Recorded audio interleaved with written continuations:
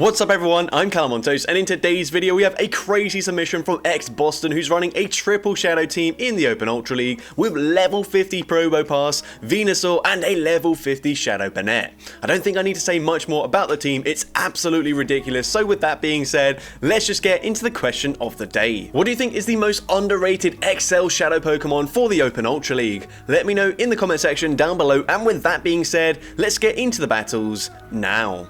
Alright, so going into the first battle, we see Shadow Probpass into Jellicent, so this is not ideal. We are running Rock Throw and not Spark, by the way, so slower to generate energy, also not hitting for super effective damage in this matchup, but the opponent goes for a Surf. We do tank that fairly well considering we are a Shadow Pokemon, but we're going to go for a Rock Slide here, and Rock Slide is going to grab a shield from the opponent. Now we swap into Venusaur, catching the next charge move, as the opponent is going to full send the Shadow Ball, dealing big damage, and now they swap into a XL Rapidash. That is crazy to see in the Ultra League, but you love to see it. We go for the Frenzy Plant there as we weren't making it to the Sludge Bomb. That does quite a lot of damage, and we now can come in with the Probpass. We might just let this go through here. Obviously, Drill Run would easily one-shot us, and it does take us out, but we can come in with the Shadow Banette, get a very nice Shadow Claw farm down, and we've still got 2 shields, and 2 shield Shadow Banette is very powerful, even in the Open Ultra League where Pokemon are a lot bulkier. We're going to go for the Shadow Ball, taking out the Jellicent, and the opponent has a Tentacruel in the back, so this is going to be a close.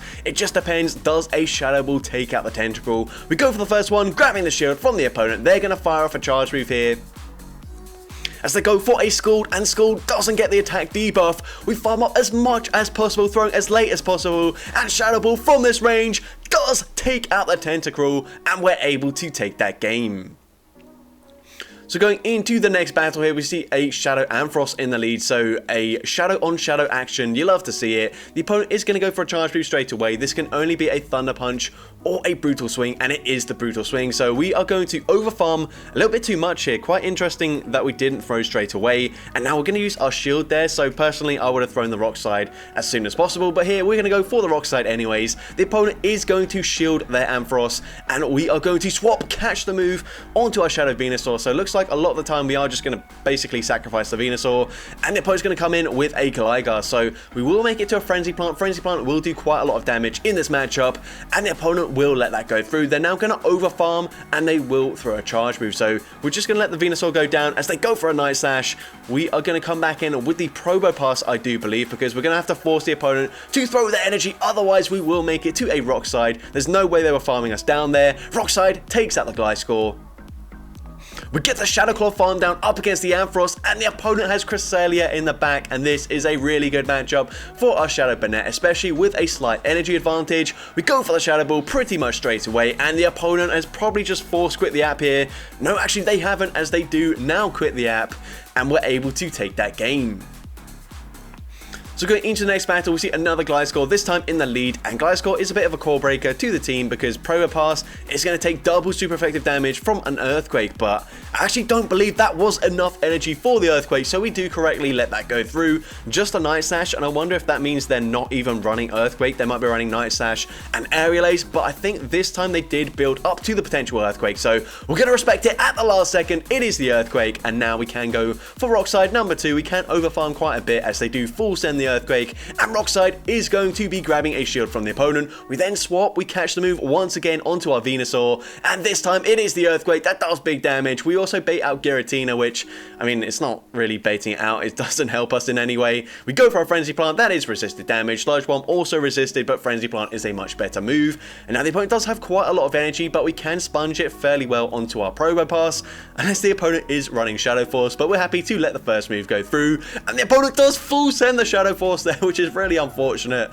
And now we're going to come in with the Shadow Banette. Hopefully we can go for a very aggressive Shadow Claw farm down before they make it to back-to-back charge moves. They're going to go for the Dragon Claw, and they do just barely make it to a second charge move. We need something incredibly weak to Banette in the back to win this game, and unfortunately it's an Ampharos, and Ampharos is not going to appreciate the damage from the Shadow Ball, but it doesn't quite one-shot them there. If it was a Shadow Ampharos, I think we might have been able to take that there, but unfortunately we were not able to do so, so well played by the opponent. And into the next game, we see Giratina with Dragon Breath this time around, which is a lot better for us since we do resist it as a Steel type.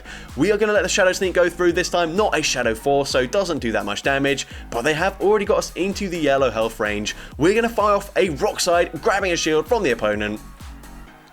I think we're just happy to no-shield the Probpass full stop. Probpass is still fairly bulky, even in its shadow form, and the fact that it doesn't actually reach 2,500 CP. We go for the second rock slide, and the opponent will get a very big Dragon Breath farm down, but we come in, we snipe with the Banette before the opponent can react, which is huge for us, because they lose all of that energy. They now come in with a Poliwrath, and this is good for us. We can just go straight for a Shadow Ball. Shadow Ball should be grabbing a shield, as they're probably going to want to debuff our attack, but instead we swap into Venusaur, catching an Icy Wind, which isn't too ideal for us, but they've got Cresselia in the back. We've still got both our shields. I believe the play is just to save both the shields for the Shadow Banette, and it should be able to sweep in the end game. The opponent does time their charge move very well, throwing just before we make it to the next move, but they go for a Grass Knot, which is definitely not the play. It's double resisted. It doesn't matter how low the Venusaur is. That was never going to KO us, and now we can just come in with the Banette. We can go for the the Shadow Claw farm down, double shielding these Grass Knots here, because the Poliwrath is not going to make it to another charge move if we get that farm down, and even if they swap out at the last second, which they do, we can still just go for the Shadow Ball anyways, and even though it's not super effective damage, it still takes out the Poliwrath, and the opponent just concedes the match there. So going into the next battle, another Gliscor in the lead. So once again, a bit of a core breaker to the team. A little bit unfortunate to see it here, but let's see what we can do. This time, I do believe that is enough energy for an Earthquake, and we are going to shield. It's a bait, which is unfortunate. We're now going to go for a Rock Slide throwing just before they make it to the next potential Earthquake. Rock Slide will be unshielded, and we are just going to let this move go through here. Is it going to be the Earthquake? It is. It one-shots the Probpass. We're now going to come in with the Venusaur. We do get a very nice Vine Whip farm down, and the opponent comes in with a Tentacruel. So we're going to overfarm here, farming to nearly the back-to-back Frenzy Plants. Frenzy Plants, why did I say it like that? That was so weird. But we are going to no-shield the first charge move here, as the opponent goes for a Scald. That is not enough damage to take us out. We're now going to swap into Shadow Banette, and unfortunately they've got a Shadow Ampharos in the back. Shadow Ball should be enough damage to take them out, but they will be able to correctly shield that up, and they will be able to farm to back-to-back Brutal Swings before we can make it to the next charge move. We will shield just for the sake of it, but yeah, unfortunately they will have to throw the second charge move straight away. We can come in with the Venusaur. I think we needed to overfarm in this matchup, since we do at least resist the damage from those Volt Switches, but I don't think it matters. Frenzy Plant wouldn't KO from that range, and unfortunately they do Poison Jab, farm us down, and take that game. But into the next game, we see another Jellicent in the lead, and this time the opponent is going to throw their charge move after 5, I believe that was. They go for a Surf. Surf once again, doing some decent damage there, but they will have to throw a second Surf to take us out. We go for the Rock Slide here. Can we make another catch? No, we swap into our Banette this time around. We definitely have to shield this up, as the opponent full sends the Shadow Ball. They're now going to come in with the Guzzlord. Do they know about Dazzling Gleam? We should just barely live a Dragon Claw here. And Dragon Claw coming through. We do live that. We're full sending the Dazzling Gleam. Please let us land this. No, unfortunately they do end up shielding that up. That's really annoying, because that would have been so cool. That would have easily one-shot the Guzzlord here, but now we come in with the Probpass.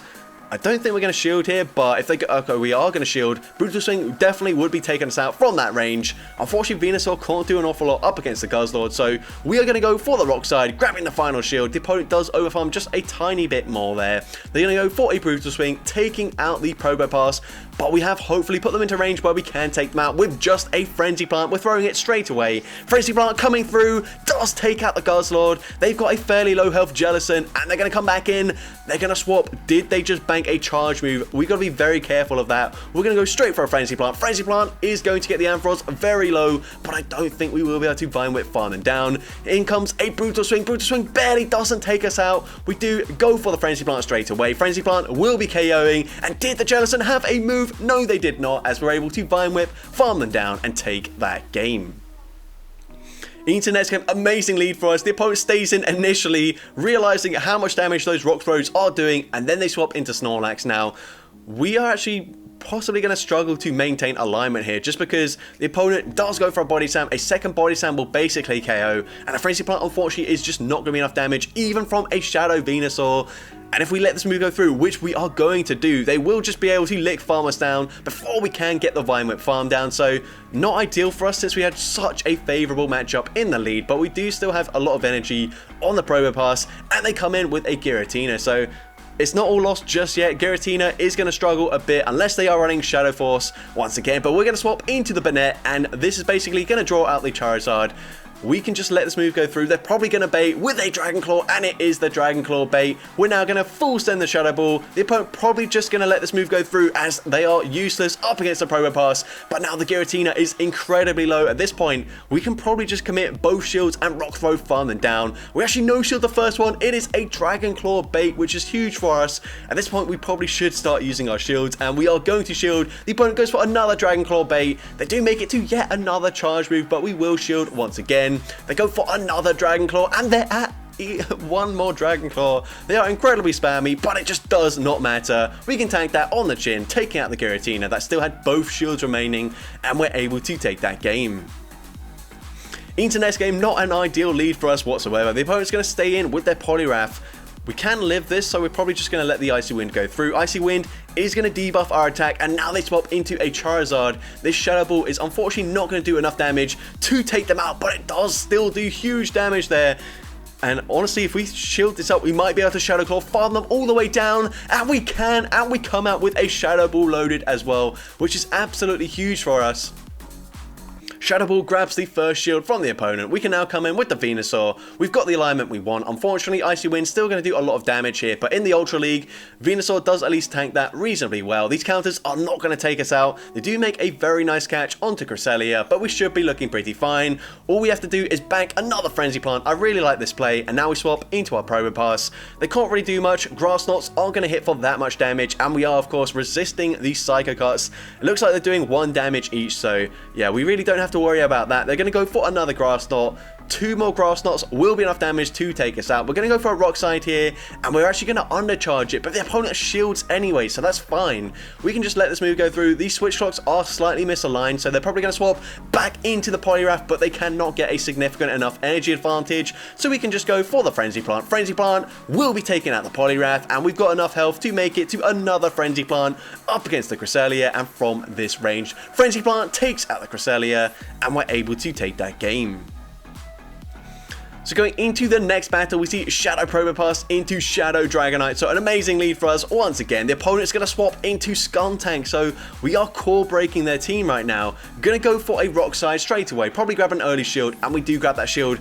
But now we're going to swap into our Venusaur, which is quite an interesting play here. The opponent's going to go for a Trailblaze, which is also an interesting play, as that is double resisted. I know it does boost up their Poison Jab damage, but I don't know how helpful that is for them, but we are going to possibly just let this next move, no, we're going to shield the next move. It is the Crunch this time around, but if the opponent wants to, they can double shield here, and they should be looking fine, as the opponent will, actually no, they're just going to let that go through, come in with the Dragonite, and Dragonite does of course have superpower, so we do have to respect the damage from a potential superpower here. So we are going to shield at the last second. It is the superpower. We instantly swap, predicting the instant swap from the opponent, and that works in our favor as we can outpace them to a Shadow Ball. Shadow Ball will be grabbing the final shield from the opponent, but honestly, they are overfarming quite considerably. They can probably take us out with just a Surf, but they full send the Shadow Ball, so that's fine with us. We come back in with the Probpass. Unfortunately, they are going to get to multiple Surfs here, but no, they go for a Shadow Ball for some reason.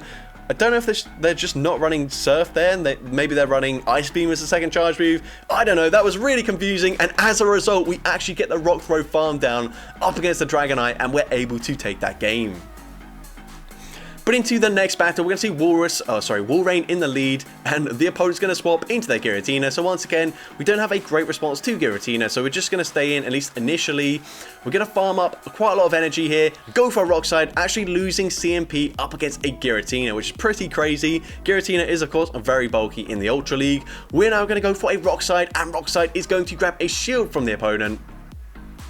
I'm going to go for a second Rock Slide here, throwing straight away. This will not be enough damage to take them out, but I don't think it matters too much. We're going to force the opponent to throw some of their energy, as the opponent's going to go for a Dragon Claw. That still doesn't quite take us out. We get a few more Rock Throws off, and then honestly, we probably just come in with the Banette, go for, okay, no, we're actually going to come in with Venusaur, and we didn't get a Vine Whip in for free, which is a bit annoying for us, but the opponent's going to swap back into their Walrein. We're going to swap straight away into our Shadow Banette, go for a Shadow Ball. As soon as we get there, the opponent overfarms, and Shadow Ball takes out the Walrein. They don't shield, they don't get off a charge move either, and now we can make it to another Shadow Ball up against a Clefable. At this point, the opponent opponent should be shielding, but no, they don't shield. We can Shadow Claw, farm down Clefable as well, and Shadow Claw, farm down Giratina, and we didn't even need the Venusaur.